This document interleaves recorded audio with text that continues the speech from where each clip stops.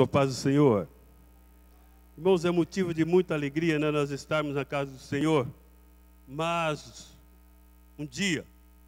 é um dia de vitória para nós, quando nós reunimos na casa do Senhor para receber aquilo de melhor que Ele tem para nós. Porque nós sabemos que quando a gente recebe a incumbência, né, para trazer a palavra de Deus, a gente fica tenso, né? Fica tenso para saber o que o Senhor quer falar com a igreja. Irmãos, o Senhor é tão maravilhoso. Esse Espírito é tão maravilhoso que eu estava ali no meu lugar, meditando, mas como é que o Senhor é maravilhoso, irmãos? Ele faz a coisa tudo encaixada. O texto que o pastor leu é o texto que nós vamos falar esta noite.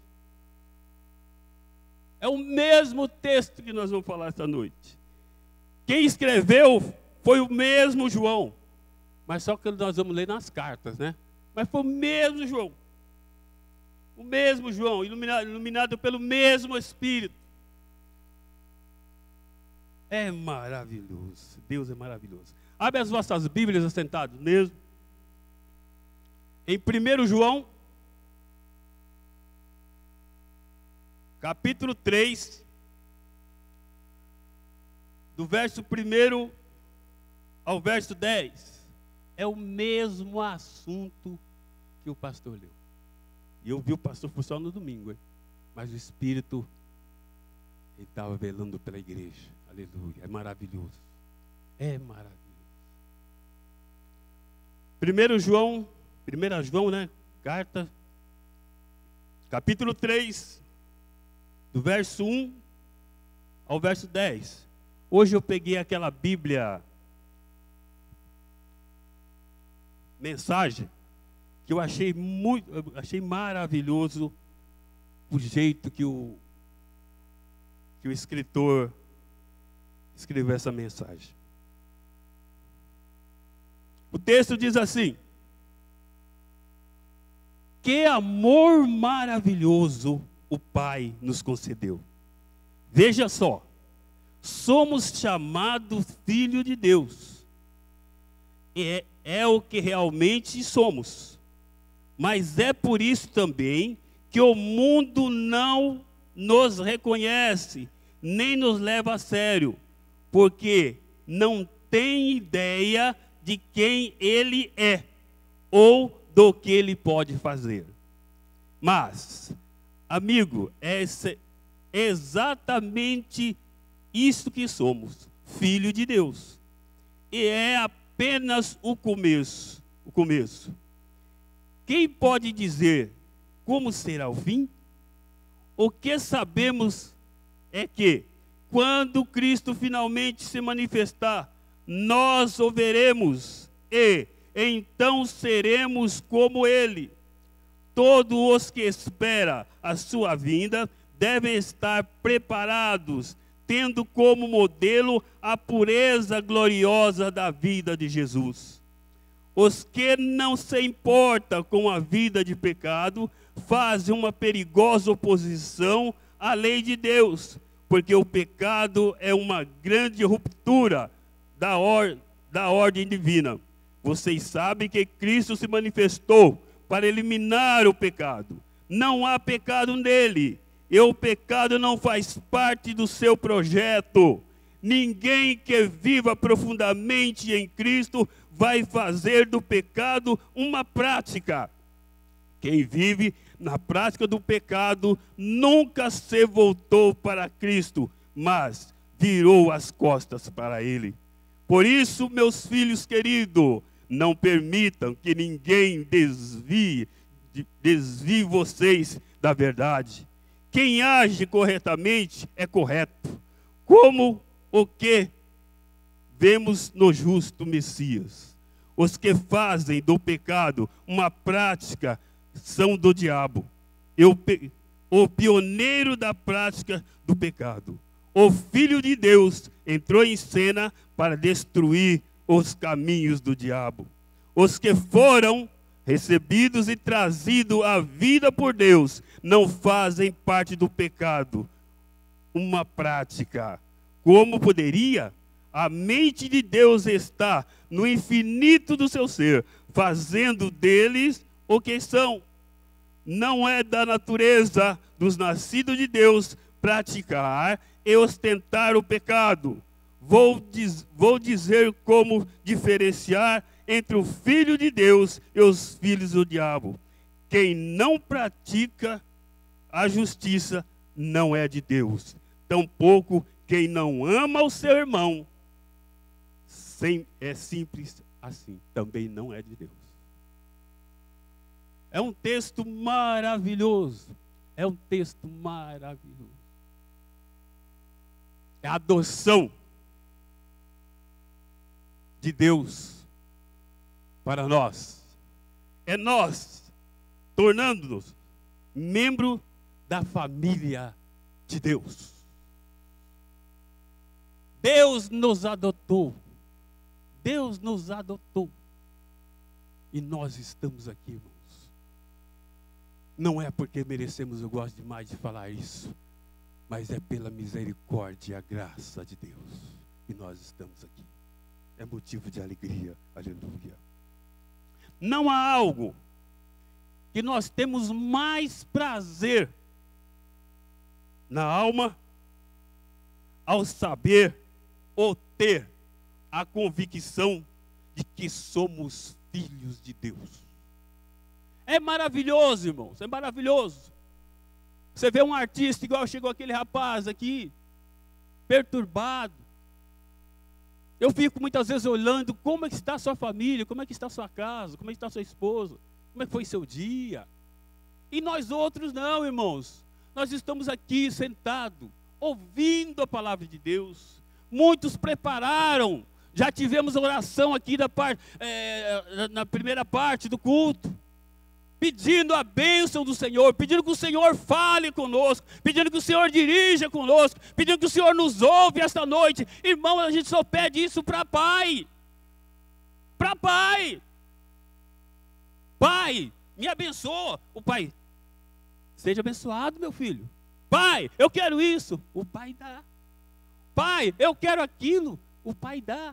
Por que que você pede um culto feliz? Por que que você pede uma noite feliz? Por que que você pede a paz, igual foi cantado aqui essa noite? É porque Deus realmente nos adotou como filho por meio de Jesus Cristo. E nós temos toda a autoridade que Ele nos deu de falar: Abba, Pai, papai, papai. Porque Ele nos deu essa autoridade. É maravilhoso, irmãos, é maravilhoso. E tudo, irmãos, estes bens que o Senhor nos dá ao nosso favor, veio por intermédio da obra redentora de Cristo Jesus. É maravilhoso quando nós abrimos a nossa Bíblia, que fala que quando Jesus expirou, o véu do templo rasgou de alto a baixo. Isso quer dizer que hoje, em qualquer lugar que você estiver, qualquer lugar mesmo, você pode de pé, ajoelhado, deitado, plantando bananeira, louvar a Deus e pedir a bênção do Senhor, que o Senhor estará te ouvindo. O Senhor estará te ouvindo. Não depende mais de posição. Não depende mais de jeito, não depende mais de cerimonial. Não, o cerimonial Jesus acabou com ele lá no Calvário. Acabou com ele no Calvário. Aleluia. Basta que nós tenhamos essa intimidade com Deus. Basta que nós realmente, através do sangue misericordioso de Jesus Cristo, lavou os nossos pecados. Hoje nós temos essa comunhão com Deus e temos realmente, como diz lá em Romano, chegar e falar para o Senhor: ah, papai, quer dizer papai, papai. Chamar Deus de papai.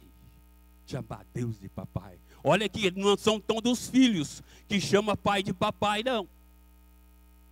Eu achava engraçado lá na minha casa, porque meu pai chamava meu avô de papai. Ah, papai, ele não chamava meu avô de pai, ele chamava de papai, papai, papai. Quer dizer, papai é mais intimidade do que o pai. Papai é aquele filho amado que fala, papai, você fala, poxa vida, quando fala papai, parece que a pessoa sente assim, aquele peso de saber que realmente o filho deposita nele toda aquela confiança. Toda a liberdade o filho tem nele. Então nós temos essa confiança de chamar Deus de papai. Deus de papai. E orar e falar assim, papai de toda a grandeza, dono de que governa esse universo. Oh, papai abençoado, né, irmãos? Aleluia. E nós seremos também semelhante ao seu filho legítimo. Seu filho legítimo. Aleluia. Seu filho legítimo. Mas, irmão José, como é que você pode aprovar, através da palavra, que Jesus é o filho legítimo de Deus? Aonde está escrito que Jesus é o filho legítimo de Deus? Ô, irmão, é fácil. É fácil. Não é longe, você precisa ir longe, não. Logo após que Jesus sai das águas, logo após dele ser batizado, o texto bíblico diz que o céu se abre e o Espírito de Deus desce no formato de uma pomba e repousa sobre Jesus. E eis que o céu se abre e ouve-se uma voz que disse: este é meu filho amado, a quem eu tenho prazer. Aleluia! Ali estava reunido o Pai, que falou, o Espírito Santo, que desceu no formato de uma pomba, e Jesus Cristo, a Trindade estava formada naquele lugar. É maravilhoso, irmãos, é maravilhoso, aleluia. Nós temos a confirmação que realmente a palavra diz que o próprio Deus confessou que Jesus é o filho legítimo dele. Jesus é o filho de Deus, aleluia. Não precisou Jesus falar, Jesus várias vezes falou, eu sou filho de Deus, eu e o Pai somos um, falou várias vezes, mas aqui é o próprio Deus, o próprio Pai, realmente testificando, falando que Jesus é o seu filho legítimo e que ele tinha prazer, não tem prazer nele. É maravilhoso, irmãos, é maravilhoso, aleluia. Eis que a voz dizia, este é meu filho amado, em quem tenho prazer, aleluia, aleluia. A adoção de nós como filho, a adoção de nós como filho. Irmãos, Paulo escreve em Romanos 14 e 16 o seguinte: porque todos os que são guiados pelo Espírito, esses são filhos de Deus. E ele falou mais uma coisa. E o mesmo Espírito, quer dizer, o Espírito de Deus, testifica com o seu Espírito que somos filhos de Deus. Não é o pastor Ismael que fala que você é filho de Deus, não. Não é o pastor Gerson que fala que você é filho de Deus, não. Não é o pastor Valteir que fala que você é filho de Deus, não. Não é o Rondinelli que fala que você é filho de Deus, não. É o próprio Espírito Santo. Ele testifica com o seu Espírito que você é filho de Deus. Que você é filho de Deus. O próprio Deus testifica para você que você é filho de Deus. Aleluia. É maravilhoso, irmãos. É maravilhoso. A nossa adoção como filho não foi adotado, nós fomos adotados aqui da terra, não. Vocês vão ver. Depois nós vamos chegar mais para frente, vocês vão ver. Vocês vão ver. Aleluia. A igreja como filhos adotivos. Eu achei engraçada essa palavra. A igreja como filho adotivo. Paulo escreve em 1 Timóteo capítulo 3, verso 15, que a igreja do Senhor é a coluna e firmeza da verdade.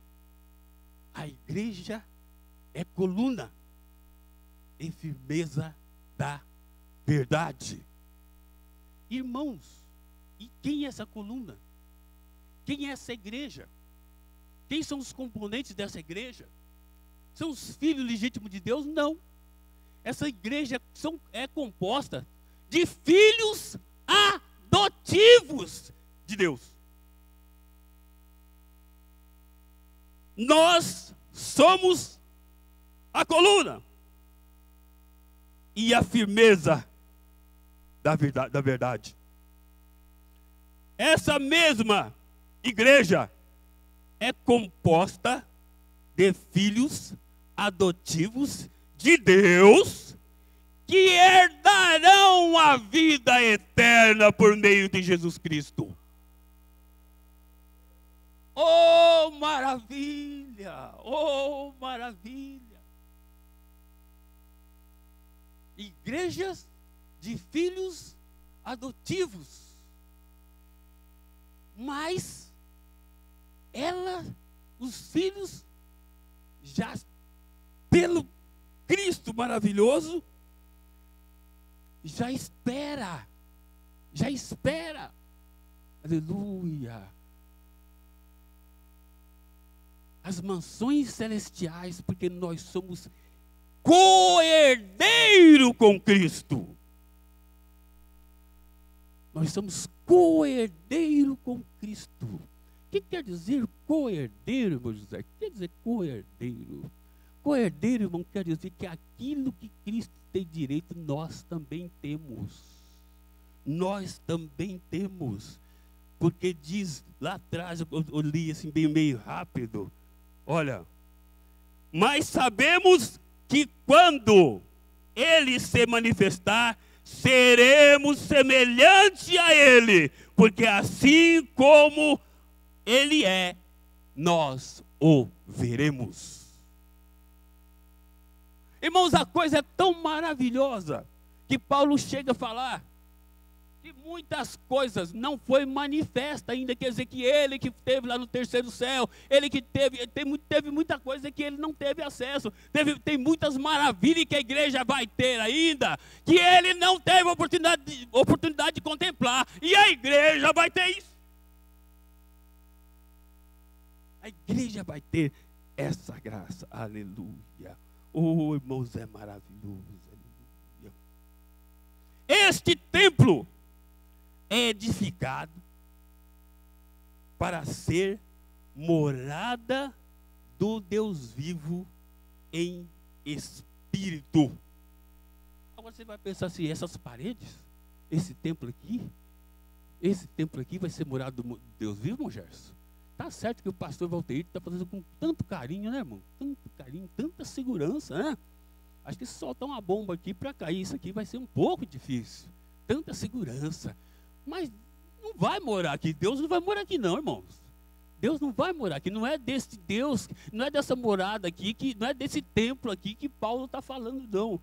O Paulo está falando que esse templo que é você, esse templo é edificado para ser morada do Deus vivo em espírito. Ele está falando de você.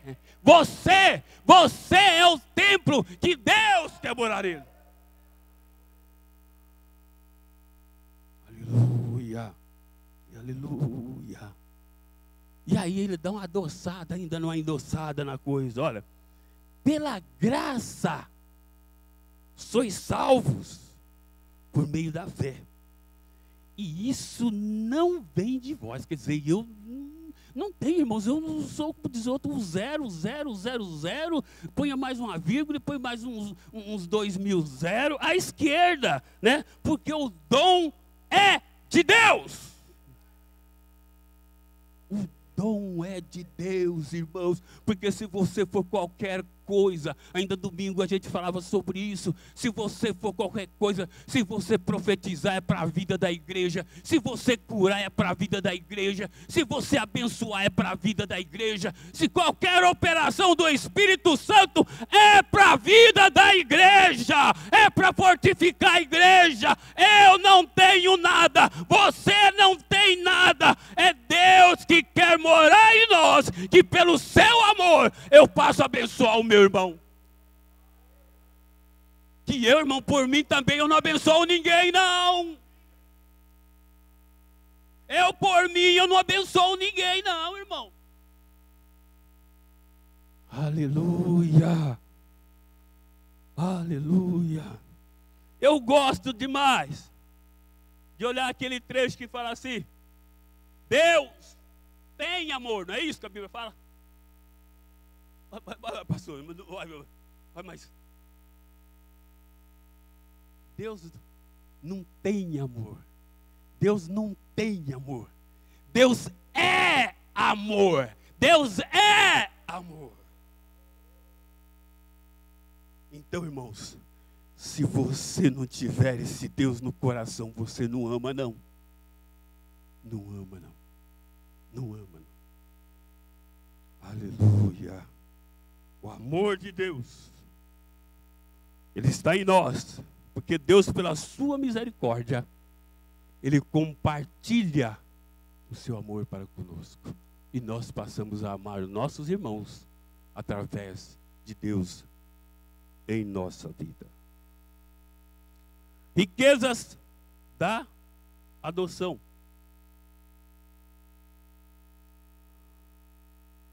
Co-herdeiros de Cristo. Jesus, o filho legítimo e o herdeiro de Deus. Cada membro da igreja do Senhor é um filho adotivo dele e é co-herdeiro de Cristo. Jesus, ele não é co-herdeiro da igreja do Itatiaia. Ele não é co-herdeiro da Vila Nova. Não, Jesus é co-herdeiro da igreja aqui de Itatiaia. Co-herdeiro da igreja do Jardim Pompeia. Co-herdeiro do... Não, irmãos. Cada um de vocês, cada um de nós, somos co-herdeiro de Cristo. Cada um de nós temos o direito, aleluia, desde que nós passamos a conviver, a entregar, como diz o texto, a não ter o pecado como símbolo da nossa vida, irmãos, nós passamos a ter toda a felicidade, tudo aquilo que Cristo nos dá, irmãos, Ele dá para nós, e nós passamos a ter direito a isso. Não é aquele direito, igual o pastor falava domingo, de nós queremos olhar para a Bíblia e falar assim: eu tenho direito nisso aqui, porque isso aqui está escrito e eu tenho direito. Não, irmão, não é assim não. A coisa também não funciona assim. Não funciona assim. A gente vai pegar umas referências lá da arca, né, quando ela foi tomada lá naquelas guerras dos filisteus. Depois nós vamos pegar aqueles meninos lá que expulsaram o demônio no nome do Deus de Paulo. Então você vê que não é nada disso. Para nós termos direito dessa herança, nós temos que viver a vida que Cristo viveu. Nós temos que ser igual a Ele. Nós temos que ser justos. Nós temos que ser reverentes. E nós temos que realmente ser filho de Deus. Irmão, sabe por quê? Não acontece, irmão, no mundo de jeito nenhum. Um crioulo, vou falar legal mesmo. Um negrão ter um filho japonês, mas não tem jeito. Briga, não dá certo. Oh, esse aqui é meu filho, o filho tem um olho mais rasgado do que a calça de mendigo, né? Não tem jeito, irmão, não tem jeito. O filho, ele tem que parecer o pai. O filho, ele tem que parecer como o pai, irmãos. O filho, ele tem que parecer o pai. Se você é filho de Deus, você tem que falar as coisas de Deus. Você tem que ter sede. Você tem que ter vontade de estar junto com esse Deus. Aleluia. Tem que glorificar. Tem que meditar. Tem que analisar. Porque realmente, irmãos, esse Deus é maravilhoso. Ele nos deu como penhor o seu Espírito. Lá em 2 Coríntios capítulo 1, verso 21 e 22 diz assim: mas o que confirma conosco em Cristo é o que nos ungiu, Deus, o qual também nos selou e deu o penhor do Espírito em nossos corações. Esse penhor está em nossos corações. Deus não só nos deu o penhor do Espírito, mas também nos selou para herdarmos a vida eterna. Então, irmãos, para herdar a vida eterna, irmãos, você já está selado. O Espírito Santo já te selou. O dia que Ele vir apresentar a igreja, você já se levantará com Ele, porque você é dele, irmão. Você é dele. Então, quando eles brotar nas nuvens, você levantará da onde você estiver e terá ascensão até Ele. Por quê? Por quê, irmão José? Por quê? Porque, irmãos, você já está selado. O que quer dizer uma coisa selada? Uma coisa selada é uma coisa exclusiva. É uma coisa exclusiva. Você é exclusivo do Espírito Santo. Ele te selou para a vida eterna. Ele te selou para a nova morada. Foi Ele que te separou. Ele que te analisou. E Ele que te selou. Você é dele. Aleluia. Aleluia. Você é selado. Eu acho engraçado que o texto diz: este penhor está em nossos corações. Esse penhor, ele está em nossos corações. Deus não só nos deu o penhor do Espírito, mas também nos selou para herdarmos a vida eterna. É maravilhoso, aleluia. É maravilhoso, irmãos. Nós sermos filhos desse Deus é maravilhoso. Por isso que o pastor falava na introdução do culto. Nós sermos filhos de Deus é coisa magnífica. É coisa magnífica. Quando você pega o Salmo 91, você dá uma olhada naquele Salmo 91. Aleluia. Deus te esconde. Deus te esconde. O que quer dizer Deus te esconder? Deus te esconde. Quando você esconde uma coisa, irmão, você pega e fala assim: eu vou pegar esse talão de cheque aqui na minha casa e vou esconder. Quer dizer, é uma coisa que só você sabe aonde está. A não ser que você fale para outra pessoa que você, eu escondi esse objeto em tal lugar, assim, assim. Mas a não ser, é só você que sabe. Então Deus te esconde. Bem-aventurado aquele que está no esconderijo do Altíssimo. Aleluia. Você está escondido, irmão, não tem inimigo, não tem nada. Não, gente, eu fico pensando como é que aconteceu. Gente, Deus também faz cada coisa que eu vou te dizer para você. É brincadeira, né? Quando ele chega e fala para o diabo sobre Jó, Deus conhecia mais Jó do que ele mesmo. Deus conhecia mais a Jó do que o próprio Jó.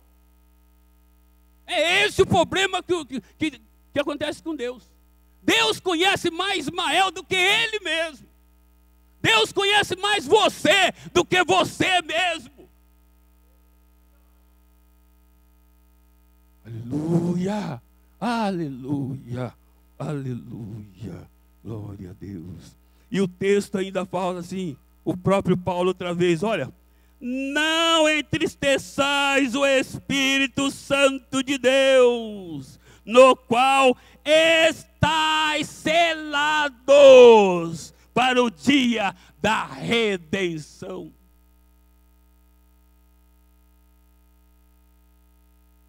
O que Paulo quis dizer com isso? Irmãos, você tem uma mãe.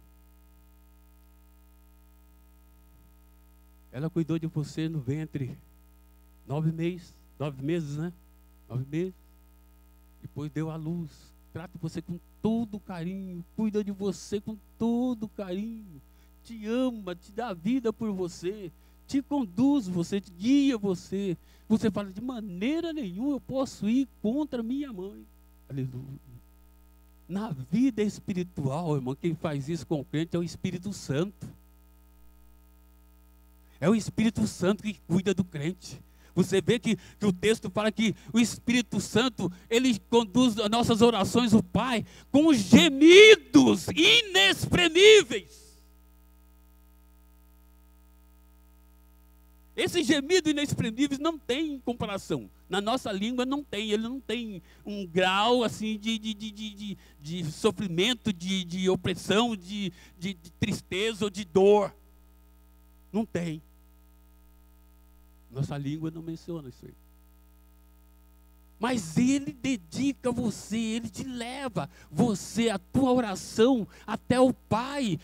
Realmente falando, Pai, esse aqui, Pai, esse aqui foi lavado no sangue do teu filho lá do Calvário. Este aqui, Pai, atende ele, Pai. Ele precisa, Pai. Ele está na tua presença, Pai. Ele falhou alguma vez, mas eu dei força para ele. É o Espírito Santo que intercede por nós. Então nós não podemos entristecer esse Espírito.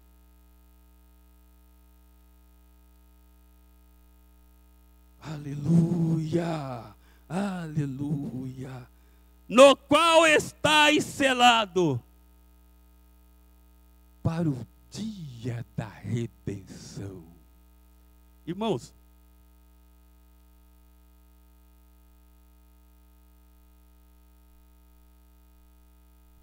eu fico pensando o seguinte: o dia da vinda de Cristo, isso era bem rápido, essa é uma coisa rápida. O dia da vinda de Cristo, eu não sei qual vai ser o maior prazer. Se vai ser de Cristo receber a sua noiva,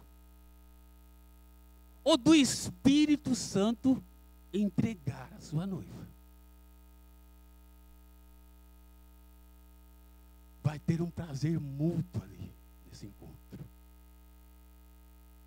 Nesse encontro vai ter um prazer mútuo. Porque ao entregar esta igreja, a noiva, para o noivo, irmão, Espírito Santo, ele vai rejubilar de prazer, de felicidade, de contentamento por ter passado, por ter sofrido, porque o Espírito Santo, a Bíblia, os estudos falam que o Espírito Santo ele sente, o Espírito Santo ele lamenta, o Espírito Santo ele fica triste, o Espírito Santo ele tem prazer, o Espírito Santo ele alegra, o Espírito Santo ele chora, o Espírito Santo ele entristece. Então eu tenho certeza que ele vai ter o maior prazer quando ele vê Jesus descer e ele apresentar a tua noiva. O texto fala, a tua noiva adornada, a tua noiva adornada, a tua noiva resplandecente, a tua noiva bonita, aleluia. Apesar do sofrimento todinho que a noiva está passando na terra, o Espírito de Deus, ele tem prazer de entregar a noiva para Jesus, a noiva adornada, a noiva reluzente e a noiva purificada. Aleluia. É o prazer do Espírito Santo.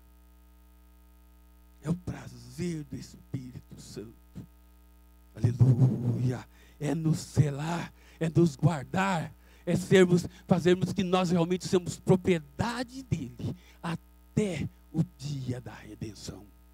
O dia da redenção, depois do dia da redenção, aí é com Jesus. Aleluia, aleluia. Andar como filhos da luz.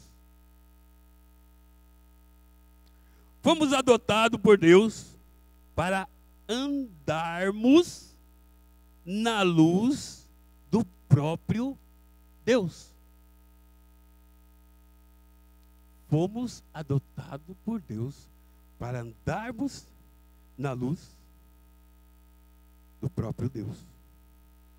Paulo exorta a igreja da Galácia para que os crentes andassem no Espírito ou em Espírito, para não cumprirmos a concupiscência da carne. Andar na luz. Andar na luz. É maravilhoso nós andarmos na luz. É maravilhoso nós andarmos na luz. E quem conduz, irmãos, nós, nesse passo, é o próprio Deus. É o próprio Deus. É o próprio Deus. O que eu acho engraçado, muitas vezes eu chego a admirar, que, irmão, para seguir a Deus, para seguir a Cristo, não precisa da gente brigar, não. Não precisa de brigar, não precisa de criar caso, não precisa de contender, não precisa de nós muitas vezes contradizer a palavra. Não, irmãos, porque é o próprio Deus, quando Ele passa a morar em nós, irmãos, Deus nos molda igual a Ele.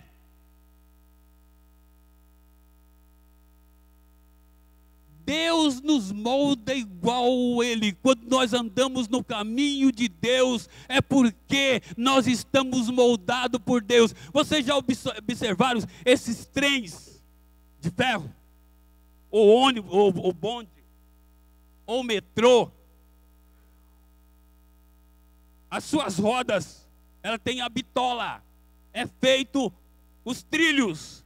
Os trilhos têm aquela bitola, ou bitola estreita, ou bitola larga. As rodas, elas são encaixadas nos trilhos. Então a roda, ela é mais alta do lado de dentro e mais baixa do lado de fora. Ela é encaixada nos trilhos. Então quando ele solta a máquina ela anda daqueles trilhos ali, porque é bitola, é bitolado, bitola. Então, onde que eles querem que o trem mude? O trem muda de direção. O pessoal que controla a direção puxa a linha cede, e o trem automaticamente ele entra naquele trilho e vai embora. O crente, quando ele está na direção de Deus, ele é desse jeito. Conforme Deus quer que ele ande, ele é desta maneira. Ele é desta maneira. Ele é bitolado por Deus.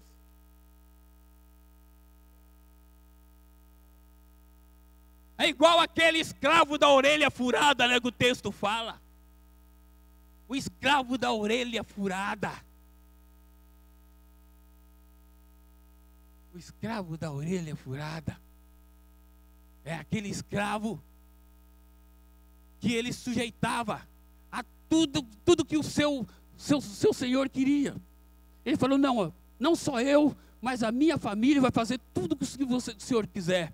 Vai fazer, vai. Aí ele ia no tribuno, juntava as pessoas, aí furava a orelha dele, grande, larga, furava a orelha dele, no lóbulo aqui, furava a orelha dele. Então ele era o escravo da orelha furada, porque ele estava sujeito ao seu Senhor.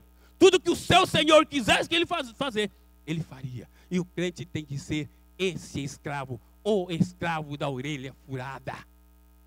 O que Deus quer que ele faça, ele faça. Aleluia, aleluia, aleluia. Andando mais um pouco. Aleluia. Testemunhar.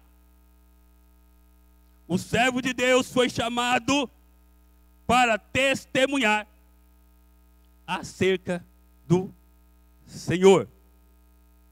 Acerca de Jesus, houve muitos que testemunharam dele, como os profetas, Isaías, messiânico. Destacamos dentre os apóstolos, João e outros, Paulo, né, e outros. E dentre esses que testemunharam a Jesus, temos números incontáveis de pessoas que deram a vida por este Jesus. Deram a vida por este Jesus. Mas não negaram. Não negaram. Um minuto sequer. Não retrocederam. Honraram esse Jesus. Honra esse Jesus. E nós? E nós? Será que nós estamos testemunhando desse Jesus? Pelo menos testemunhando, né, irmãos? Muitos pensam que testemunhar é eu sair falando no meu serviço, né? Estou trabalhando numa máquina, paro de trabalhar para me falar do nome de Jesus. Não é isso não, irmão. Isso chama-se escândalo, não é testemunho não. Testemunhar se testemunha inclusive com a tua própria vida, com a tua maneira de viver. É o maior testemunho que tem, é isso. E o Espírito Santo, que não é bobo, né? Ele trabalha da maneira que ele achar viável com você. Muitas vezes você não é de falar muito, mas você tem aquela vida sua certinha, aquela vida bem dirigida pelo Espírito, a sua família bem controlada, e o Espírito Santo ali, ele opera, irmão, opera. O Espírito Santo, ele opera até de você pegar a tua família e dirigir para a igreja. O Espírito Santo opera até nisso. Nisso o Espírito Santo opera. O que aconteceu com aquela menina, aquela menininha que foi prisioneira lá para a casa do rei Naamã? O que aconteceu? Uma menina sozinha. Até outro dia o pastor pregou sobre isso. Uma menina só. Uma menina sozinha, uma menina nova, adolescente. Ah, mas o adolescente não tem força, deixa ele. Esse deixa ele, irmão, que está levando muitos moleques para o inferno. É muito esses deixa ele, ele não sabe o que está fazendo. Sabe sim, irmãos. O que aconteceu com Davi, Misael, Ananias, Azarias? Ele era o quê? Era um velho. Tinha 70 anos quando ele foi para a Babilônia. Tinha, eles eram velhos. Acho que era um velho, né? Porque hoje, adolescente, nós estamos na mesma lei do país. Porque o país até 18 anos o cara pode fazer o que ele quiser, né? E a igreja parece estar copiando também. Mas aqueles meninos, irmãos, puseram no coração dele não contaminar com o manjar do rei. Eles puseram no seu coração a não contaminar com o manjar do rei. Aonde ele viu isso, irmão? Aonde ele viu isso? Aonde aqueles moleques tinham visto aquilo? Aonde? Será que foi na casa do amiguinho lá da esquina? Será que foi no pagode do São Francisco ali, no boteco da tira-rolha? Será que foi? Na casa da dona Francisquinha? Não, mas foi na casa dos pais dele. Eles aprenderam na casa dos pais dele. E aquilo foi um marco para Deus operar, tanto na vida de Daniel e dos outros rapazes. Deus operou maravilha. Aquilo ali foi o chute inicial para que Deus operasse na vida daqueles rapazes. Daniel ficou velho e saiu, foi para outros lugares, trabalhou com três reis. Daniel foi governador, como diz o deputado, foi muita coisa ali na Babilônia. E é isso que Deus quer conosco, que nós sejamos uma testemunha viva. Uma testemunha viva. Deus chamou vocês, Deus chamou nós, para nós sermos cordeiro de Cristo. É para nós falar desse nosso irmão, a vitória que ele teve, esse Jesus que cura, esse Jesus que batiza, esse Jesus que ainda até hoje, irmãos, ele salva, que é o maior milagre que pode acontecer no seio da igreja. Não é 200, 300 cegos ver, não é 500 coxos andar, não, é a salvação de alma, é a salvação de alma. A Bíblia menciona a única vez que a festa no céu é quando uma alma se arrepende. Quando uma alma se arrepende, a festa no céu. É a única vez que a Bíblia menciona que há a festa no céu. É isso que o Senhor quer. É isso que o Senhor quer de nós, igreja. Por isso que nós somos nós somos coluna. E coluna da verdade. Aleluia. Aleluia. Terminando. Contemplar. Aleluia. Paulo escreve, Romanos 8, 24 e 25. Porque em esperança somos salvos. Ora, a esperança que se vê não é esperança, porque o que vê, como espera. Mas se esperamos o que não vemos, com paciência o esperamos. Com paciência o esperamos.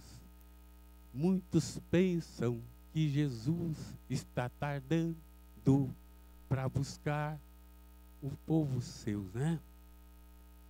A figueira já anuncia que é primavera, né? E o nosso Jesus está vindo aí, igreja. O nosso Senhor está vindo aí. O nosso Senhor está vindo aí. O nosso Jesus está vindo aí. O nosso Jesus está despertando-nos, igreja. Vocês viram a lição de domingo? Que lição maravilhosa aquela lição de domingo. Uma das coisas que vai contra a prosperidade, que eles não pregam de maneira nenhuma, é a volta de Cristo. A volta de Cristo. Ela vai direto contra a teologia da prosperidade. Por quê? Porque a teologia da prosperidade é para você permanecer muito tempo rico. E a volta de Cristo ela é imediata, ela quebra isso aí. A volta de Cristo é para ontem. A volta de Cristo é para ontem, igreja. Não é para hoje, não é para ontem. Ah, irmão, então por quê? Jesus não veio ainda? Porque Jesus ainda está esperando que tem muita gente ainda para aceitar Ele como Salvador. Jesus ainda está dando tempo para você se consertar. Está dando tempo para mim se consertar com Ele. Porque se Jesus voltasse há 50 anos atrás, muitos de nós estaríamos perdidos. Mas Jesus está esperando. Está esperando para que nós possamos arrepender, nos consertar, ainda tirar algumas coisinhas que nós ainda temos que acertar com Ele. E Ele dá essa chance para a igreja. Por quê? Porque Deus é misericordioso. Esse Deus é amoroso. Esse Deus nos ama. Esse Deus não tem prazer na perdição da tua igreja, não. Ele não quer que o povo se perca, não. Ele não tem prazer que o mundo se perca, não. Não tem prazer. Então, irmãos, terminando, isso foi uma pincelada naquilo que nós dizemos que nós somos.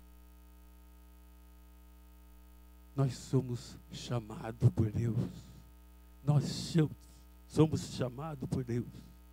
Aleluia. Nós temos um chamado especial. Deus nos adotou. Deus adotou você, irmãos, em qualquer circunstância da tua vida. Você olha para você mesmo, olha para você e fala assim: eu sou um filho de Deus. Eu sou um filho de Deus. De maneira nenhuma eu posso estar nessa condição. Eu sou um filho de Deus de maneira... O que aconteceu lá com o filho pródigo? Hã? O que aconteceu com o filho pródigo? Os porcos comendo aquelas bolotas. Os porcos comendo aquelas bolotas. Começou a passar um filme na cabeça dele. E ele vendo assim: poxa vida, eu aqui, nessa creca, o porco comendo bolotas aqui. Eu não sei se eu como uma ou eu não como também. Eu estou aqui na mesma condição dos porcos. Aí ele viu: quantos lá na casa de meu pai tem bonança de pão? Quantos na casa do meu pai, uma hora dessa, está tomando uma Coca-Cola, né, suadinho, né, comendo uma carninha, e eu aqui, nessa miséria. Vou levantar-me-ei, e vou ter com meu pai. Chegando lá, aí ele foi ensaiando. Aí ele foi ensaiando. Quando eu chegar lá, eu vou falar assim: pai, não precisa me trazer mais como seu filho, não. Me deixa como um serviçal seu. Aí ele foi ensaiando até perto do pai. Quando ele chegou no pai, não deu para ele falar nada. Ele não falou nada, porque o pai já veio e abraçou ele. O pai não deu tempo dele falar nada. Ele só falou assim: pai, pequei contra os céus e contra ti já não sou mais digno de ser chamado teu filho. O pai falou: vem cá, menino, deixa de lorota, vem para cá. Vem para cá. É isso que Deus quer com você. Você é filho. Você é filho. Você é filho. Em qualquer circunstância que você tiver, você é filho. Põe na cabeça: você é filho. O pai não olhou se ele estava mal cheiroso. Banho ele não tinha tomado, não, é porque não tinha água. Ele não estava mal cheiroso. Não olhou se ele estava com a roupa rasgada. Não olhou se ele estava com o cabelo esgandaiado, ou grande, ou pequeno, ou barbudo. Não, o pai não quis nem saber. O pai já veio e abraçou. O pai abraçou do jeito que estava. Irmãos, pai é pai. Pai é pai. Põe na sua cabeça que pai é pai.